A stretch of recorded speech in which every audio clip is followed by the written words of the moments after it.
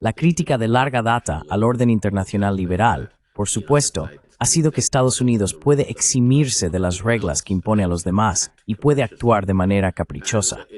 Y está demostrando precisamente eso. Así que la fachada de benevolencia liberal ha dado paso a lo que es, en efecto, un narcisismo excepcionalista. Y los verdaderos colores han sido revelados. Creo que el primer ministro de Singapur, por ejemplo, hoy más temprano o durante la noche, dio un discurso en el que básicamente declaró el fin del papel de Estados Unidos como la figura central en las instituciones de comercio multilateral y la cultura del comercio multilateral que ha sido parte integral del mundo durante los últimos 50 o 60 años.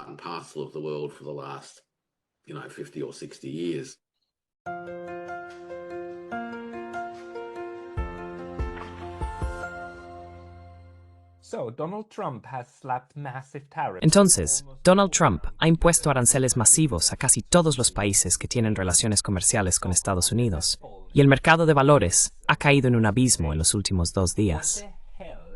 ¿De qué demonios se trata todo esto? ¿Está Estados Unidos cavando su propia tumba? ¿O es este algún extraño plan maestro trumpiano para crear un nuevo orden mundial? Para discutir esto, hoy estoy hablando nuevamente con mi colega y amigo, el Dr. Warwick Powell, quien es profesor adjunto en la Universidad Tecnológica de Queensland y miembro senior del Instituto Taihe. Warwick, bienvenido de nuevo. Es un placer de nuevo, Paul.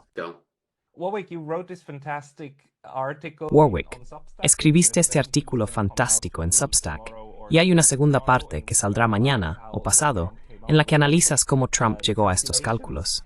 Realmente, pones las cosas en perspectiva y argumentas que esto no va a ser bonito, en primer lugar para los Estados Unidos. Pero, ¿puedes explicárnoslo? Tal vez comienza diciéndonos cómo Trump llega a estos números extraños, como decir que Suiza está imponiendo aranceles a los Estados Unidos. Japón está imponiendo aranceles a los Estados Unidos. Son números realmente extraños que no habíamos visto antes.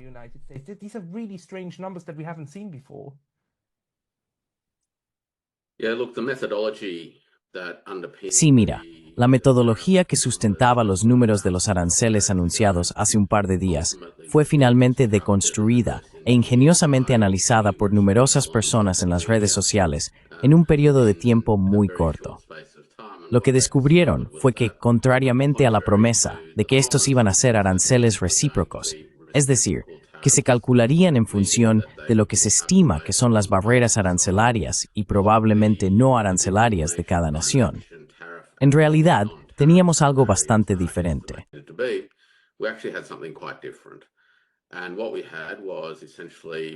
Y lo que teníamos era esencialmente una metodología que tomaba el balance comercial de Estados Unidos con un país determinado y lo dividía por la cantidad de importaciones que se tomaban de ese país. Y para mayor efecto, principalmente un efecto de marketing, luego dividía ese número por 2, y eso se convertía en el número del arancel. Creo que la división por 2 era realmente una forma de decir, bueno, mira, podría haber sido mucho peor, pero mira qué generosos somos. Lo estamos reduciendo a la mitad, y debería estar agradecido por eso. Así que, así es más o menos como se llegaron a esos números. Y así, esta idea de reciprocidad realmente no forma parte de los cálculos en absoluto.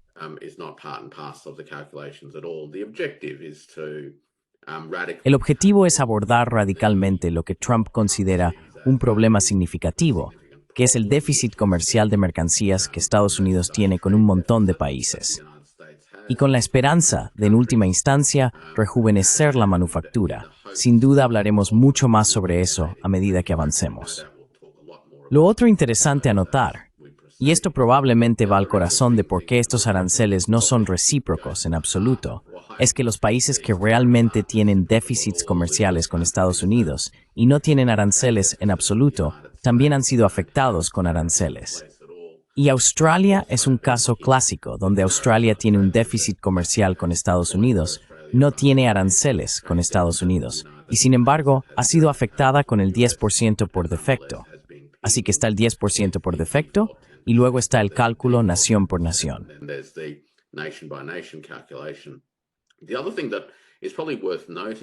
Lo otro que probablemente vale la pena señalar en todo esto, Pascal, es que hay una especie de sesgo incorporado en esta metodología particular que puede incluir a todo tipo de naciones que tienen un superávit comercial con Estados Unidos por razones bastante básicas y fundamentales o naturales que no tienen nada que ver con barreras comerciales, existan o no. Y estoy hablando en particular de países de bajos ingresos que a menudo tienen superávits comerciales con Estados Unidos porque venden muchos materiales en bruto, por ejemplo, o venden muchos productos manufacturados de bajo costo laboral a Estados Unidos, a menudo desde fábricas propiedad de corporaciones multinacionales estadounidenses. Y no compran mucho de Estados Unidos por una razón bastante simple.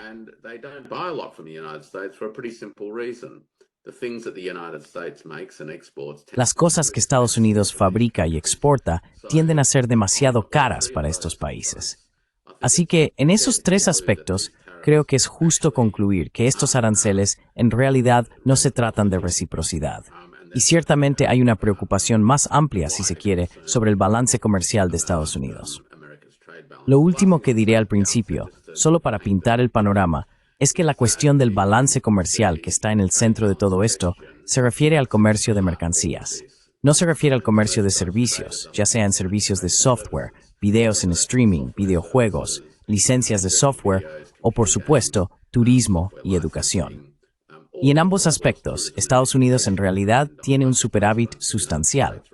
Así que es una visión del mundo muy limitada. Pero no obstante, es lo que es.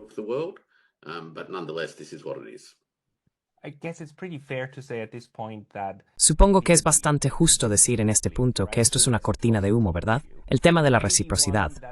Y tal vez uno que realmente comience a construir poder de negociación para Donald Trump con el fin de coaccionar a los estados a cambiar prácticas comerciales con los Estados Unidos, de la manera en que Washington o Donald Trump las imagina. Pero la naturaleza ahora de estos aranceles, sabemos cómo van a funcionar realmente. Quiero decir, hay estos números extraños, 20, 30, 40%. Creo que a Vietnam se le impuso más del 40%, ¿verdad? ¿Y sobre qué? Sobre todos los productos que se llaman hechos en Vietnam. Quiero decir, muchos de estos productos son realmente producidos por empresas estadounidenses que los producen en Vietnam, ¿verdad? Y reimportan. Quiero decir, estas son cadenas de valor y cadenas de producción enteras que ahora van a ser.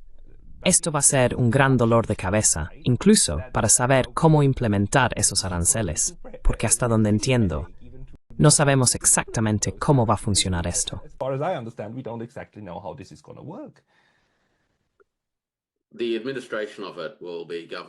La administración de esto estará regida por el valor de los bienes al llegar, y el arancel se calculará sobre esa base. Hay algunas exenciones, y hay un montón de letra pequeña en los documentos que salieron de la Casa Blanca y de la Oficina del Representante Comercial de Estados Unidos. Pero en esencia, el arancel se aplica sobre el costo al llegar. Y como dices, habrá complejidades significativas en cuanto a cómo estos aranceles afectan a las empresas individuales, porque muchas de las empresas que se verán afectadas por estos aranceles son en realidad multinacionales de propiedad estadounidense que tienen fábricas ubicadas en diferentes partes del mundo, enviando productos de regreso a Estados Unidos y, en última instancia, obteniendo ganancias del precio de venta en Estados Unidos que se repatrian a los accionistas, la mayoría de los cuales son accionistas estadounidenses.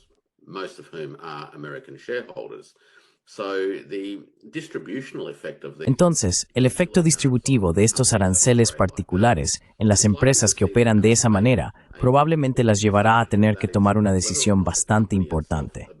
Y esa es si la empresa misma absorbe el impacto adicional del precio o finalmente transfiere el costo a los consumidores finales.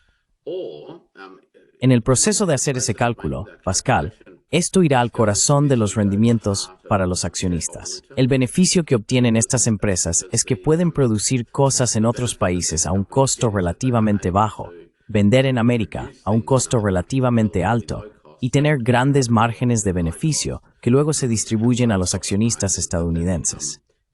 Sospecho que este conjunto de aranceles no fue diseñado con la intención de perjudicar significativamente a la clase rentista estadounidense. Pero eso es una de las cosas que va a suceder.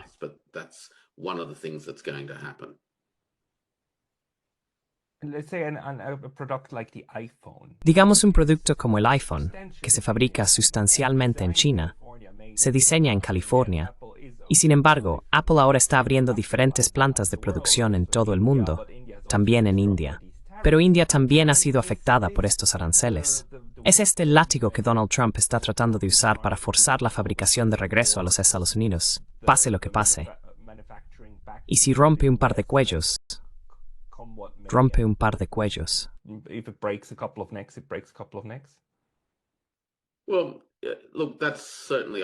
Bueno, mira, eso ciertamente creo, es parte de la teoría detrás de todo esto. Entonces, la idea de cambiar radicalmente la estructura de costos relativos es obligar a las empresas que actualmente producen fuera de los Estados Unidos a reubicarse de nuevo en los Estados Unidos. Ahora, eso está muy bien en bienes simplistas, pero cuando tienes cadenas de suministro complejas, eso es en realidad mucho más difícil de lograr, y de lograr con éxito. Así que el desafío para muchas empresas como estas es que en realidad están asegurando bienes de entrada de muchos países. Entonces, incluso si ubicaran fábricas de ensamblaje de nuevo en los Estados Unidos, tendrían que traer un montón de productos importados para poder ensamblarlos, y todos esos quedarían atrapados en la red de aranceles.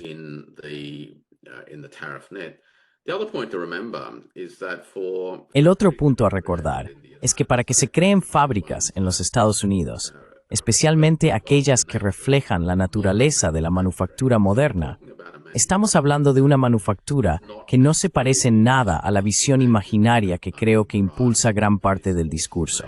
Es decir, esta noción de una fábrica con un montón de trabajadores interactuando con máquinas y materiales con las manos sucias y ese tipo de cosas. Eso en realidad no es la manufactura moderna. La manufactura moderna requiere inversiones significativas en capital fijo, y gran parte de esa maquinaria en realidad necesita venir de China. Si no viene de China, típicamente vendrá de Alemania, Japón o la República de Corea.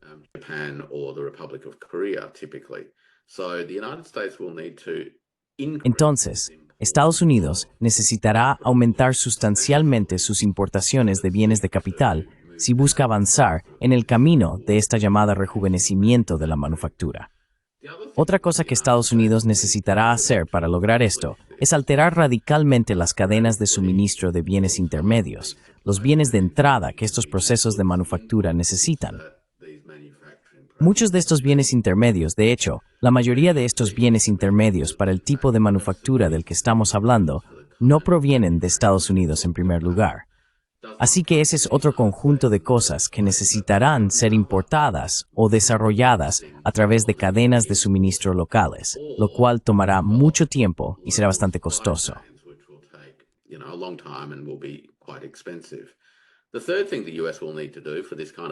Lo tercero que Estados Unidos necesitará hacer para este tipo de manufactura moderna, Pascal, es enfrentarse a la necesidad de energía estable a bajo costo y una infraestructura de telecomunicaciones 5G estable y de alta calidad para impulsar la robótica y la IA. Ahora bien, en ambos elementos Estados Unidos no está particularmente bien posicionado hoy en día para ofrecerlos. Y también necesitará una inversión sustancial desde el punto de vista de los bienes de capital.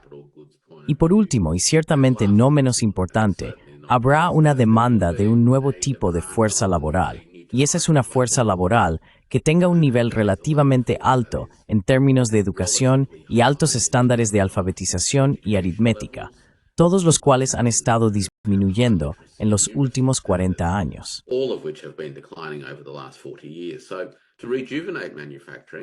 Para rejuvenecer la manufactura, y no estoy criticando en absoluto las aspiraciones en torno a lo que estamos hablando aquí, si esa es la aspiración, entonces hay mucho que debe invertirse para lograrlo. En el proceso de hacer eso, es muy probable que el rejuvenecimiento realmente ocurra de una manera que dejará la estructura industrial estadounidense a un nivel de costo mucho más alto. Así que los costos de ajuste, los costos de transformación y el resultado final serán en realidad una América mucho más cara de lo que es hoy.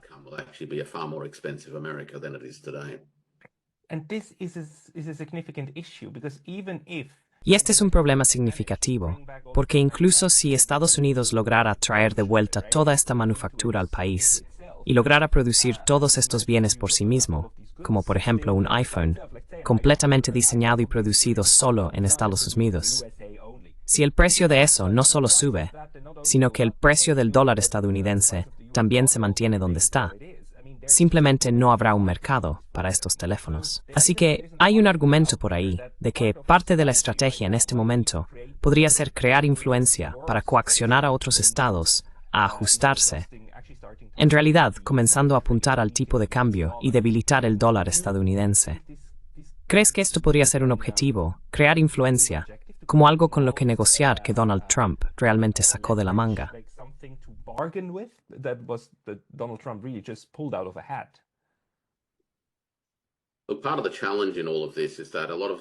Parte del desafío en todo esto es que muchos de estos objetivos y medios son contradictorios.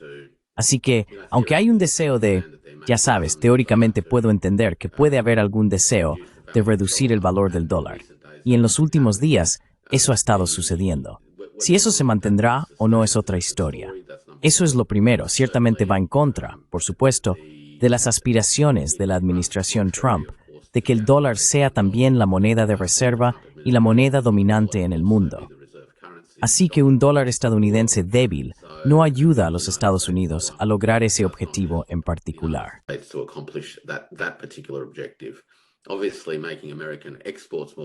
Obviamente, hacer que las exportaciones estadounidenses sean más competitivas al reducir el dólar en las exportaciones es un objetivo, pero al haber impuesto aranceles a un montón de países en todo el mundo, muchos de ellos comenzarán a tomar represalias. Esos países que pueden permitirse comprar productos estadounidenses no necesariamente estarán tan interesados en comprar productos fabricados en Estados Unidos. Y los países más pequeños donde Estados Unidos podría seguir teniendo cierta influencia, simplemente no tendrán los recursos para permitirse bienes fabricados en Estados Unidos. Este es mi punto anterior, y es que muchos de estos países no son grandes importadores de productos fabricados en Estados Unidos. No porque haya barreras comerciales, sino porque son relativamente pobres.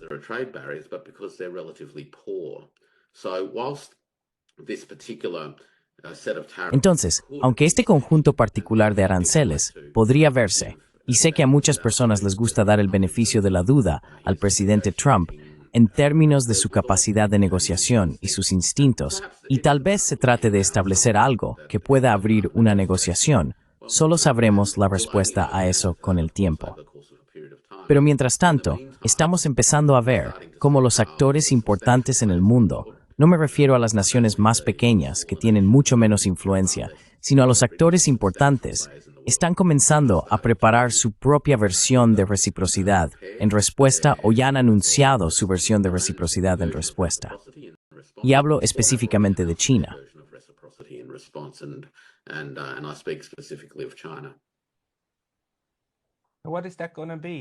¿Qué va a ser eso? Porque tu artículo se titula "A caballo regalado no se le mira el diente". Así que estás interpretando estos aranceles como un regalo de los Estados Unidos, un regalo disfrazado.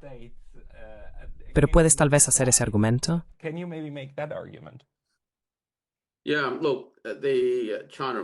Sí, mira, China por supuesto ha anunciado su respuesta.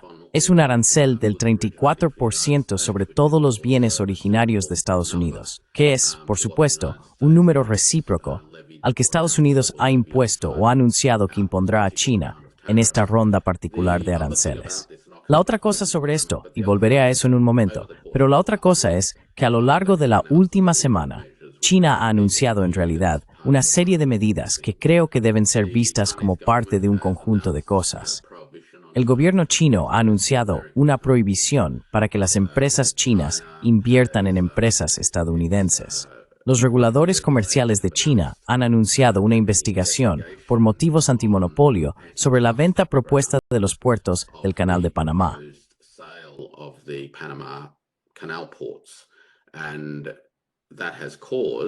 Y eso ha provocado que los propietarios de las concesiones portuarias pospongan indefinidamente las negociaciones que han estado teniendo con BlackRock para vender ese conjunto particular de concesiones. China también ha anunciado durante la noche una investigación antidumping sobre los tubos de escaneo CT. Y por último, pero no menos importante, también ha anunciado restricciones a la exportación de 7 minerales críticos y tierras raras, junto con la expansión de la lista de empresas en Estados Unidos que se ven afectadas por estas restricciones, al agregar otras 27 empresas sobre la base de que están potencialmente involucradas en la fabricación de tecnologías de doble uso, es decir, de uso civil y militar.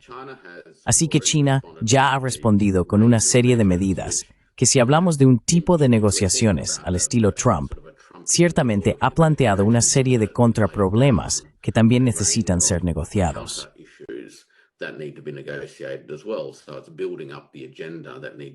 Entonces, se está construyendo la agenda que necesita ser abordada. También debo mencionar que durante la noche hemos visto al presidente Trump extender el periodo para TikTok. La prohibición de TikTok iba a entrar en vigor el 19 de enero, si no recuerdo mal, y él la extendió con la base de que facilitaría las negociaciones para algún tipo de transacción de venta. Claramente, eso no se ha concretado, y el presidente Trump ahora ha tenido que extenderlo por otros 75 días, con la esperanza de que algo pueda surgir de esas discusiones. Así que ahora hay muchos temas en la mesa de negociación bilateral, lo que nos lleva a los aranceles del 34%.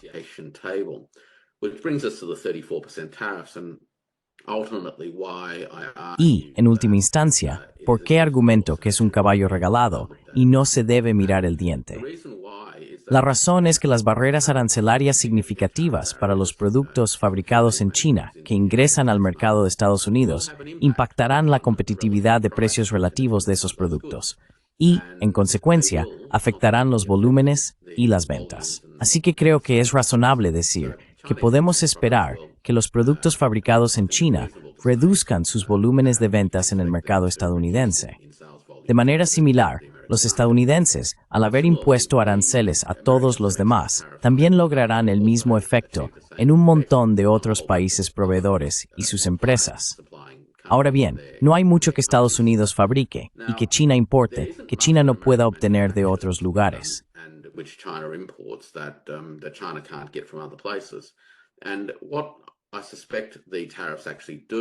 Y lo que sospecho que los aranceles realmente hacen, y ahora estoy hablando de la respuesta arancelaria de China, es que efectivamente crean una señal de precio para las empresas y consumidores chinos que hará que muchos de ellos desvíen su poder adquisitivo de productos fabricados en Estados Unidos hacia productos sustitutos de otras partes del mundo. Así que, en efecto, el mercado chino pasará de ser un destino para las exportaciones estadounidenses a ser un destino para las exportaciones europeas, sudamericanas, canadienses y africanas, etc., para llenar el vacío. Así que China, en efecto, funcionará como un colchón para muchos de los países que han sido afectados negativamente por esta ronda de aranceles de Trump.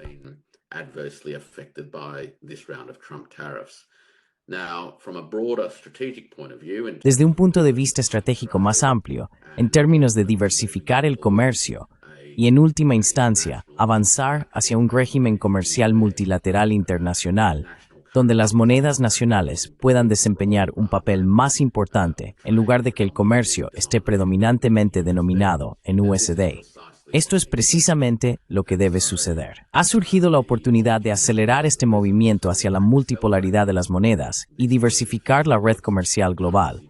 Y de hecho, Pascal, descentralizar a los Estados Unidos. Esta es una tendencia histórica que ha estado ocurriendo desde hace tiempo.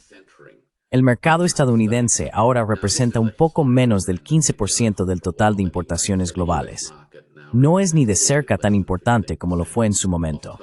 Esa es una de las razones por las que Estados Unidos, en este momento particular, no tiene el mismo tipo de influencia que quizás habría tenido hace 20 a 25 años. Así que eso es lo que creo que está comenzando a desarrollarse.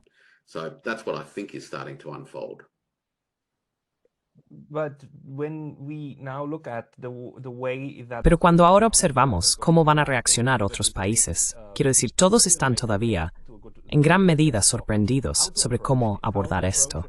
El hecho de que este faro de la globalización y el libre comercio, ya sabes, Reagan y Thatcher y el consenso neoliberal bajo el cual hemos estado viviendo durante unos 40 años, ahora, quiero decir, ha estado en retroceso durante bastante tiempo.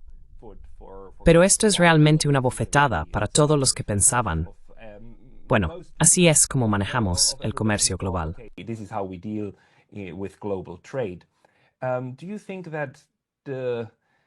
¿Crees que esto impactará significativamente los procesos de toma de decisiones en otros países? Porque al final del día, Estados Unidos tiene muchos acuerdos de libre comercio con muchos países, y ahora básicamente les está diciendo, hacemos lo que queremos, no nos importa. Hicimos un nuevo acuerdo la última vez con Canadá y México, y no nos importa eso, ¿verdad? ¿No está quedando muy claro ahora que Estados Unidos no es un socio confiable, ni siquiera en el comercio?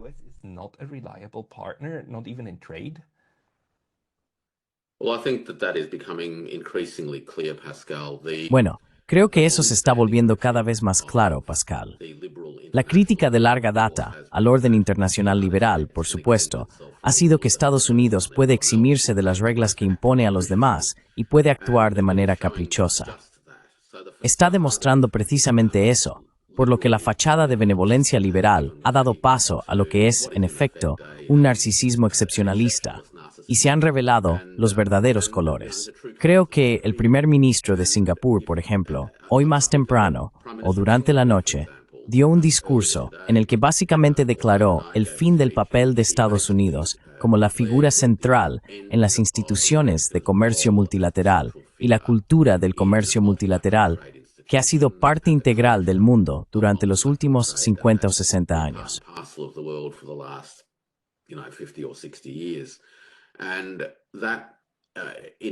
Y eso, en muchos sentidos, es decir, algo que quizás muchos han estado, hasta ahora, un poco reacios a decir. ¿Cómo afectará eso a los países en términos de sus propios cálculos? Estamos empezando a ver, por supuesto, una variedad de respuestas. Los países más pequeños y aquellos que tienen exposiciones particularmente grandes al mercado estadounidense están respondiendo de maneras que son completamente comprensibles y predecibles, que es que están buscando tener negociaciones bilaterales con Estados Unidos.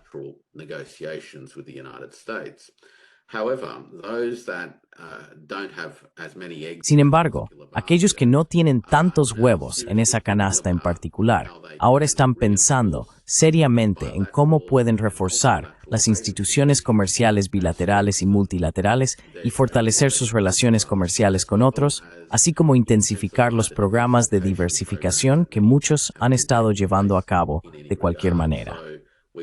Así que vemos, por ejemplo, que China, Japón y la República de Corea se reunieron a principios de esta semana o hace unos días, un poco antes de que se anunciaran los aranceles de Trump, en anticipación a los aranceles, y dejaron muy claro que trabajarán arduamente para mejorar las relaciones comerciales entre esos tres países.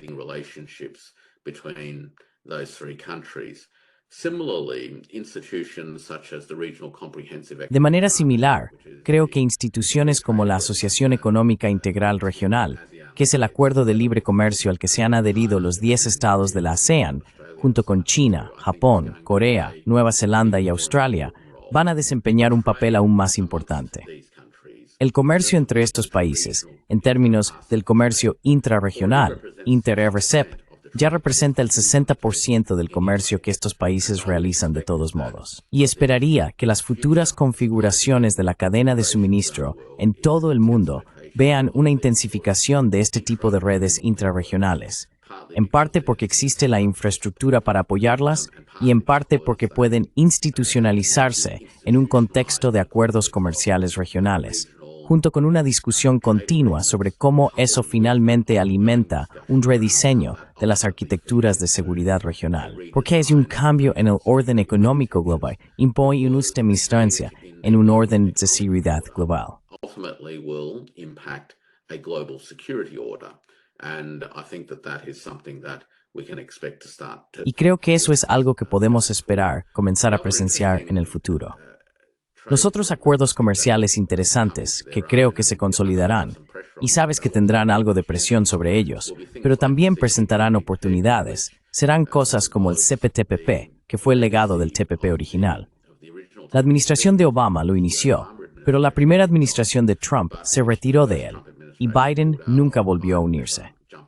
Cubre muchos países, tanto en América del Norte, particularmente Canadá, obviamente, países de nuestro lado del Pacífico, el Pacífico Occidental, así como algunos países en América del Sur.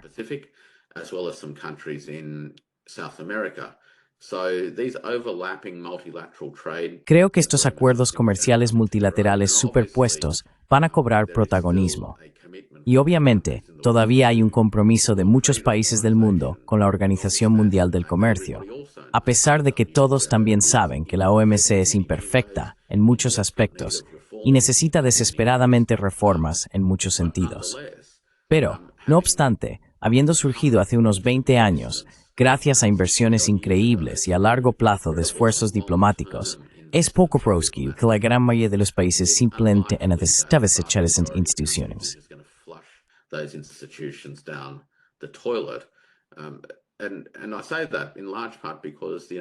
Y lo digo en gran parte porque Estados Unidos ya no es el socio comercial dominante en el mundo.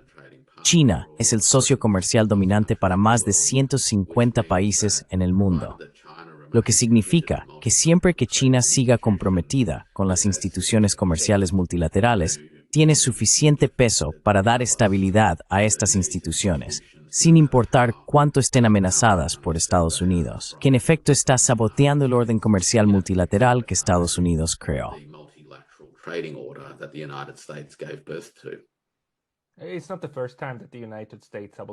No es la primera vez que Estados Unidos sabotea el sistema que él mismo creó.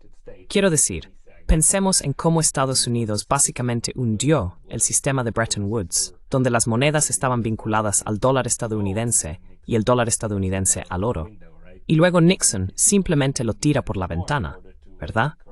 En el momento en que esto ya no es conveniente para fomentar más comercio con Estados Unidos, o una relación beneficiosa, realmente explotadora. Pero déjame preguntarte sobre la reacción de Australia ahora. Quiero decir, estás en Australia, ¿y cuál es tu percepción? ¿Cómo informa la prensa sobre esto? Porque ya sabes, dentro del sistema de los aliados, criticar al líder ha sido algo que se ha hecho de maneras muy educadas hasta ahora. Esto está cambiando lentamente. Quiero decir, ¿cómo está Australia manejando ahora a los medios en esta situación?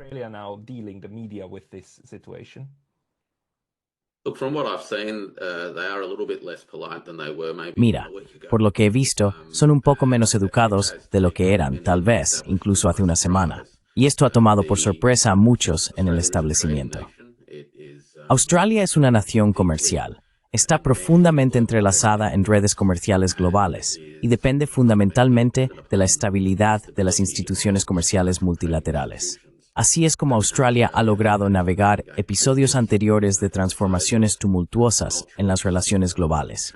Y ciertamente, creo que ve mérito en trabajar con otros para mantener juntas estas instituciones. La otra cosa que creo que Australia buscará hacer, si puede tener éxito o no, es otra historia.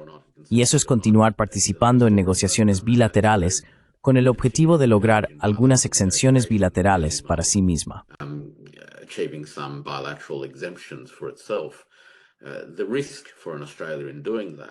El riesgo para Australia al hacer eso, por supuesto, es que necesitará renunciar a mucho, que podría ser tangencial al acuerdo en sí.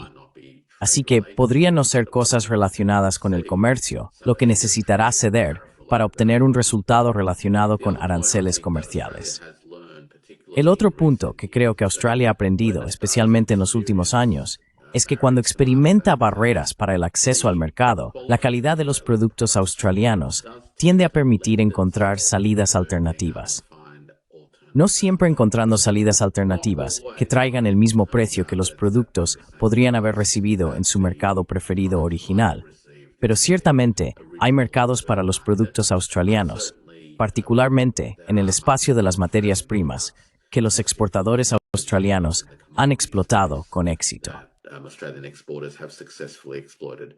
Which brings me, I think, to, I guess, the sort of more... Lo que me lleva, creo, a la pregunta más estratégica, que es en el caso de que estos aranceles permanezcan vigentes, y en el caso de que China mantenga sus aranceles sobre los productos estadounidenses, lo cual incluirá cosas que Australia exporta.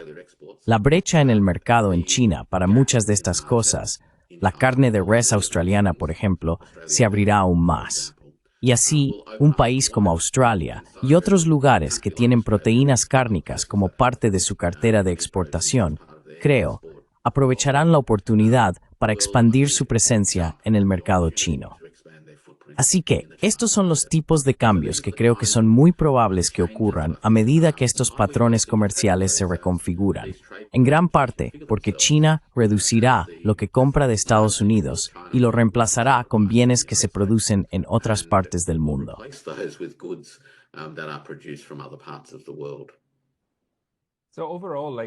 Entonces, en general, su consejo para el mundo, es decir, miren, sí esto duele, pero solo miren las otras oportunidades. Estados Unidos ya no es el único jugador en el juego.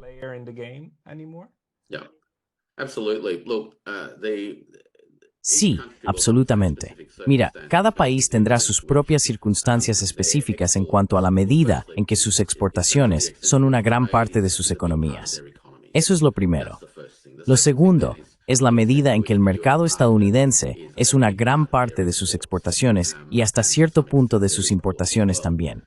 Y cada vez más, el número de países que tienen una exposición significativa al mercado estadounidense está disminuyendo. La posición difícil será, en primer lugar, para Canadá y México, que a lo largo de las últimas 2 o 3 décadas realmente se han entrelazado con el mercado norteamericano a través, anteriormente, del Tratado de Libre Comercio de América del Norte y luego del acuerdo subsiguiente que se firmó bajo Trump. Y esos países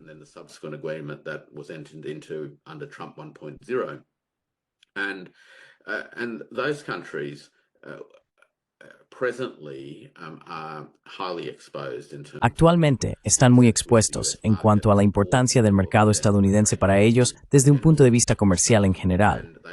También tienen opciones limitadas de mercados alternativos que pueden perseguir a corto plazo.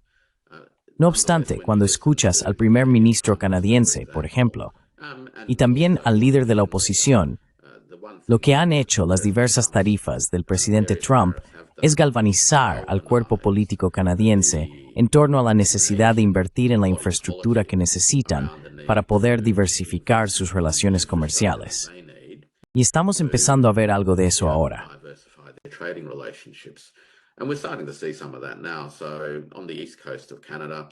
En la costa este de Canadá se está construyendo una instalación de exportación de GNL considerable y de hecho tiene algunos socios chinos en la empresa conjunta. Y estará en funcionamiento en 2 o 3 meses, lo que permitirá que el GNL canadiense se exporte al mercado del Pacífico. Así que eso será una señal importante que permitirá a Canadá comenzar el proceso de diversificación. México tiene otros desafíos, dadas las complejidades de las interacciones de la cadena de suministro entre él y Estados Unidos, y necesitarán abordar esos desafíos, obviamente según sus méritos. Pero la mayoría de los otros países no están sustancialmente expuestos al mercado estadounidense como proporción de sus exportaciones.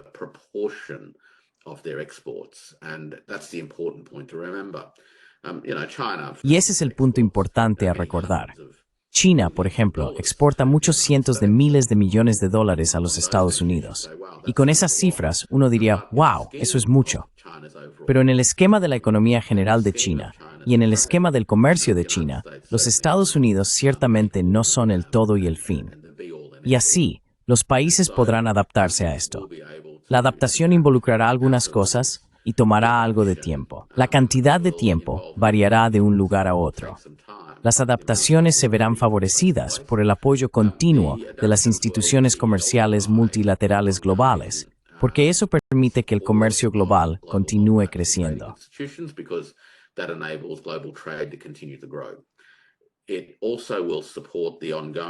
También apoyará el crecimiento continuo del comercio de sur global a sur global, que ha estado ocurriendo a un ritmo mucho más rápido que el crecimiento del comercio en el norte global. Así que eso es parte de la historia, por supuesto, de los últimos 20 años aproximadamente, lo que explica, en gran medida, la reducción relativa de la importancia del mercado estadounidense en el comercio global. Así que lo primero es asegurar que las instituciones estén en su lugar para sostener el crecimiento orgánico. Lo segundo que surgirá, creo, serán las respuestas de política fiscal interna para impulsar la demanda local donde sea apropiado. China, por supuesto, en sus 2 sesiones hace un par de semanas, ya tomó algunas decisiones políticas importantes en relación tanto con la política fiscal como monetaria, que se llevaron a cabo básicamente en preparación para el impacto de estos aranceles.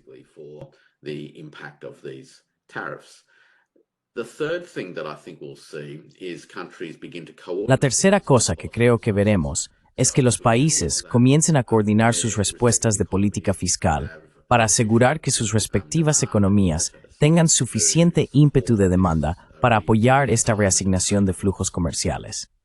Luego comenzaremos a ver a los países esforzarse más en agilizar sus relaciones comerciales bilaterales y también en agilizar y mejorar las instituciones comerciales multilaterales que describí anteriormente. Todo eso requerirá un trabajo continuo para hacerlas funcionar mejor, reducir los costos de transacción, minimizar la cantidad de burocracia, fricción y costos y cargas de cumplimiento que pueden obstaculizar el libre flujo de bienes entre estos países. Y por supuesto, seguimos viendo el desarrollo de infraestructura de transporte crítica.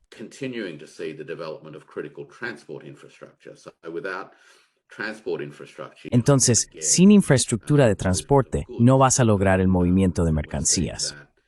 Y estamos viendo eso tanto en términos de infraestructura de transporte terrestre a través del continente euroasiático, como también conectando a China con el sudeste asiático y a través de China conectando el sudeste asiático con el gran continente euroasiático hasta Europa, de hecho, por ferrocarril. Así que esos son tus redes terrestres. También estamos viendo un desarrollo significativo de infraestructura marítima estratégica. Y estoy pensando en particular en el recientemente inaugurado puerto de Chancay, en Perú, que transformará fundamentalmente las formas en que América Latina podrá comerciar con los mercados del Pacífico Occidental.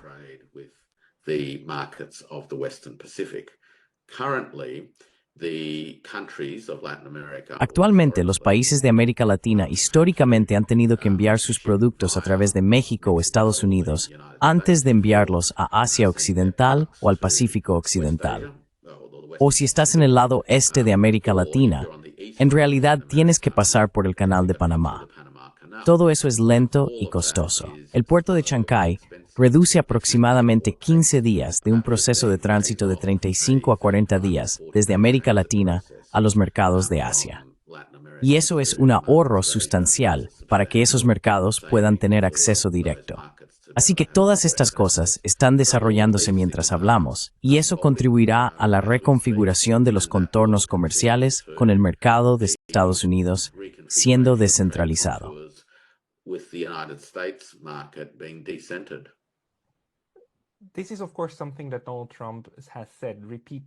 Esto es, por supuesto, algo que Donald Trump ha dicho repetidamente que va a detener.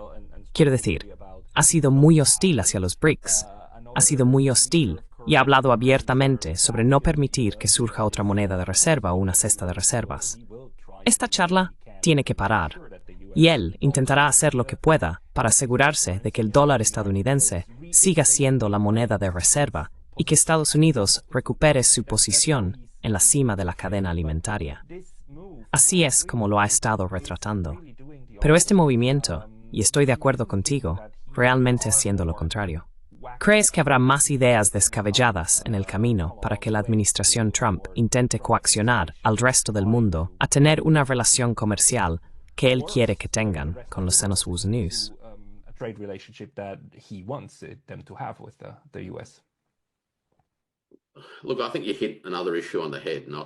Mira, creo que has tocado otro tema importante y lo abordaré primero antes de, con suerte, poder compartir algunas reflexiones sobre esa cuestión de coerción. Y es esta aspiración de mantener el dólar estadounidense como la reserva global. Ahora bien, el dólar estadounidense ha funcionado como una reserva global en condiciones donde Estados Unidos tiene un déficit comercial sustancial. Eso genera una demanda de dólares estadounidenses. Si Estados Unidos no tiene déficits comerciales, entonces uno de los fundamentos principales del dólar estadounidense como moneda de reserva desaparece. No se pueden tener ambas cosas. Así que esta ambición de abordar el déficit comercial de mercancías en realidad socava las aspiraciones del dólar estadounidense como reserva. Así que eso es una cosa.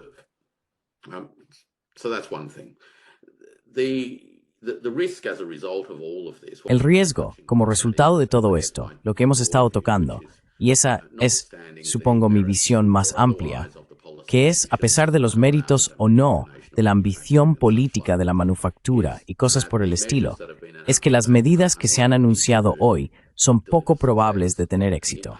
En parte porque las causas del problema no han sido diagnosticadas correctamente y por lo tanto las respuestas son las respuestas equivocadas. La respuesta es intentar abordar el vaciamiento de la manufactura estadounidense a través de la política comercial.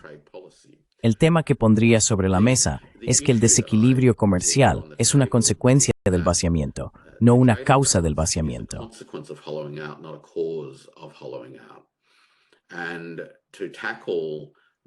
Y para abordar los problemas de desindustrialización, tienes que tocar todos esos temas que mencioné antes sobre la fuerza laboral, los niveles educativos, la infraestructura de telecomunicaciones y energía, las cadenas de suministro de bienes intermedios, así como la importación de equipos de capital sustanciales.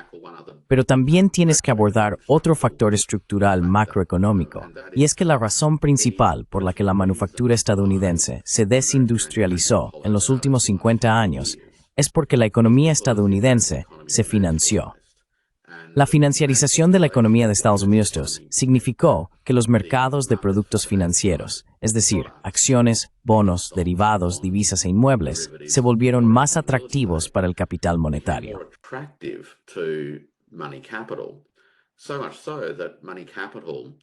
Tanto es así que el capital monetario sacaría el dinero de la manufactura y en lugar de reinvertirlo en la manufactura, comprometería ese dinero en estos mercados de capital ficticio. Y cuando eso sucedió, por supuesto, los propietarios de las empresas manufactureras también comenzaron a buscar mejores rendimientos de esas empresas. Lo primero que hicieron fue invertir en la sustitución de mano de obra, mediante la implementación de las primeras generaciones de mecanización.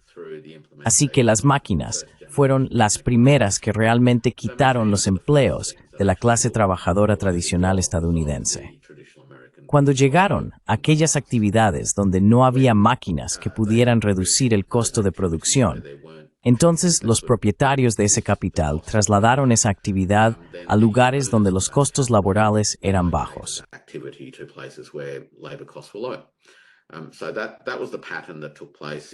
Ese fue el patrón que tuvo lugar a finales de los años 60 y en los 70. Y ya se hablaba en los años 70 sobre los problemas de la desindustrialización en Estados Unidos. Cuando observas los datos a largo plazo, desde los años 50 hasta ahora, lo que ves es que ha habido un descenso constante y precipitado en la proporción del empleo y la producción manufacturera como parte del PIB. Desde los años 60, realmente, hasta aproximadamente 2010. Ahora bien, todo esto estaba ocurriendo mucho antes del comercio con China. China ingresó en la Organización Mundial del Comercio en 2001, y gran parte de la pérdida de empleos y la reducción de la producción ya había tenido lugar.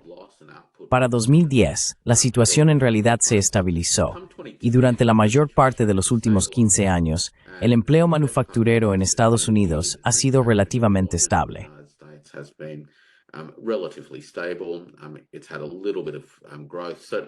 Ha tenido un poco de crecimiento, ciertamente no tan rápido como el mercado laboral en general, pero su producción ha sido bastante estable.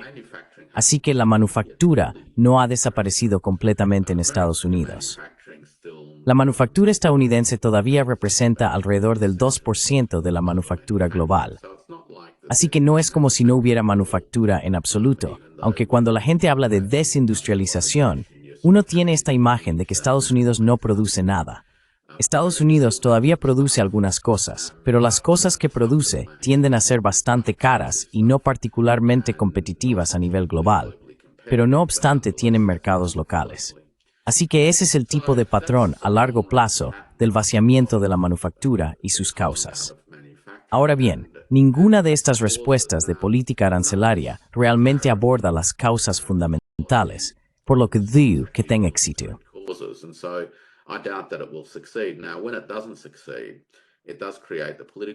Ahora, cuando no tiene éxito, crea las condiciones políticas donde se necesitará hacer algo más. Y ahí es donde creo que las medidas coercitivas no económicas, por ejemplo, podrían entrar en juego. Cuando digo no económicas, me refiero a no comerciales.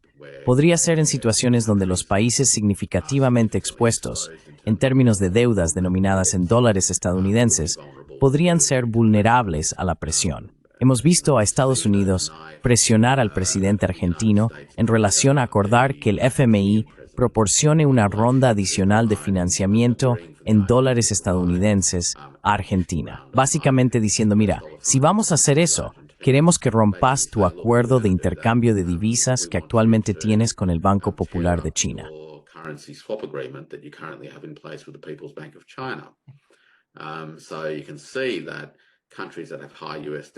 Entonces se puede ver que los países que tienen deudas denominadas en USD podrían quedar expuestos a la presión del sector financiero. Obviamente, también tenemos puntos de presión relacionados con la seguridad, y países como Australia son particularmente vulnerables a ellos en el clima actual.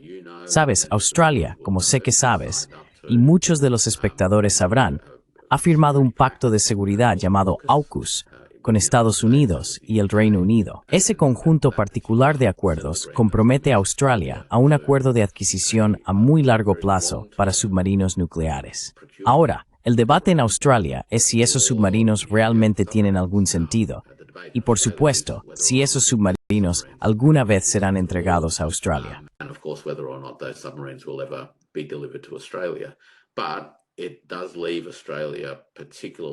Pero esto deja a Australia particularmente vulnerable a la presión de Estados Unidos en el frente de seguridad.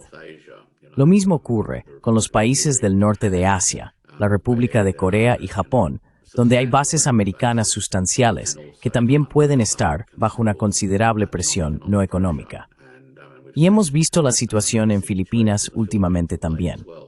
No necesitamos hablar sobre los problemas en Europa, donde Estados Unidos ha ejercido una cantidad increíble de presión durante los últimos 20 o 30 años para obtener en gran medida lo que ha querido. Así que, a medida que las políticas arancelarias no funcionan o no cumplen con sus promesas, existe la posibilidad real de que la administración en Estados Unidos, en desesperación, busque perseguir esas ambiciones por medios alternativos.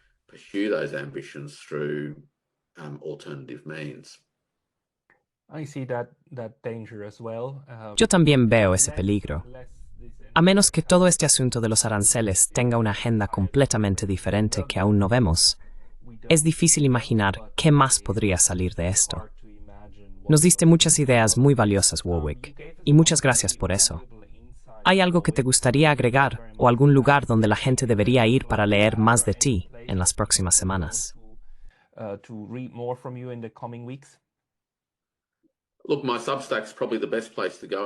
Mira, probablemente mi Substack sea el mejor lugar para ir en este momento, que es warwickpowell.substack.com, creo. De todos modos, sé que Pascal lo pondrá en los comentarios abajo. Publico ampliamente en varios sitios web de asuntos exteriores, pero normalmente proporciono enlaces a esos a través de mi Substack, de todos modos. Y obviamente, con la generosidad de canales como el tuyo, también puedo compartir algunas ideas con la gente. Así que ese es probablemente el mejor lugar para educarme si la gente se desea. Todos sigan al Dr. Warwick Powell para su análisis sobre lo que está sucediendo en la economía y en las relaciones internacionales. Warwick, muchas gracias por tu tiempo hoy. Más absurdo.